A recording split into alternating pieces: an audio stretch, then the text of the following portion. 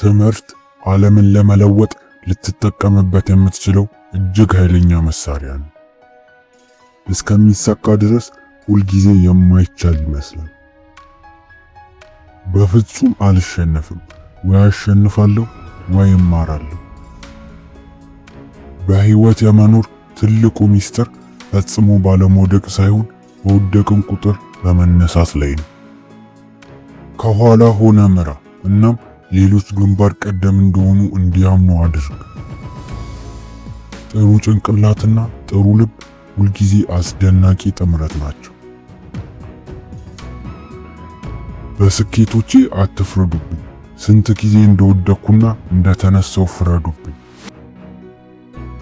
ይቅርታ ነፍስን ነፃ ያደርጋል፣ ፍርሃትን ያስወግዳል። ለነፃነት መታገልን እንደ ስራው አስቤው አላውቅም፣ እንዳኗኗር ዘይቤ እንጂ።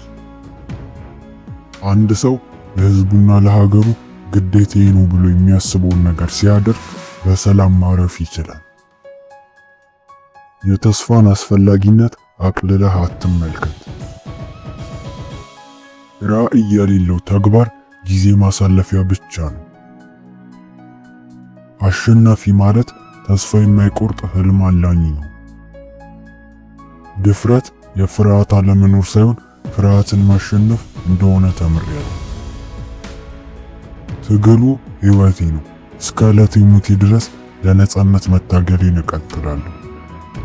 ወደ ነጻነት የሚወስደውን ረጅም መንገድ ተጉዣለሁ። ላለመንገዳገድ ሞክሬያለሁ። ለነጻነት የምናደርገው ትግል ለበቀል ወደሚደረግ ትግል እንዳይለወጥ መጠንቀቅ አለብን። የትም ቦታ ቢሆን ወደ ነጻነት የሚወስድ ቀላል መንገድ የለም። የሰው ልጅ መልካምነት ሊደበቅ የሚችል ነገር ግን ፈጽሞ የማይጠፋ ነበልባል ነው። የአእምሮ ኃይል ከሰይፍ ኃይል እጅግ ይበልጣል። ከፊል ነጻነት የሚባል ነገር የለም። እኩልነትና ፍትህን ለማስፋፋት ነጻነታችንን መጠቀም አለብን።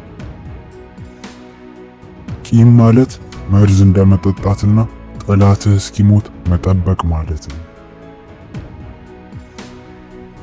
ምን ያህል እንደተቀየርክ ለማወቅ ምንም ሳይለወጥ ወደ ቀረው ቦታ እንደመመለስ ያለ ነገር የለም። እኔ በመሰረቱ ብሩህ ተስፋ ያለው ሰው ነኝ።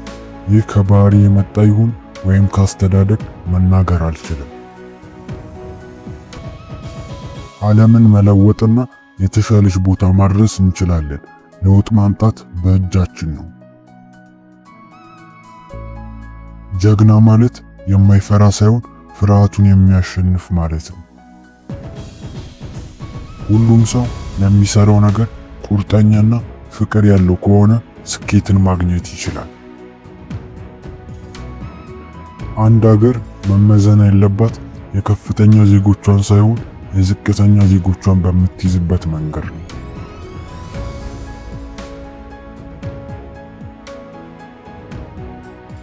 ቪዲዮ ከተመቻችሁ ላይክ በማድረግ በየሳምንቱ የምንለቃቸው አስተማሪ አነቃቂ አባባሎች እንዲደርሳችሁ ቻናሉን ሰብስክራይብ በማድረግ ቤተሰብ ይሁኑ። አስተምሮኛል፣ ጠቅሞኛል ያላችሁትን አንድ አባባል ኮሜንት ላይ አስቀምጡ። ስለተከታተላችሁ እናመሰግናለን።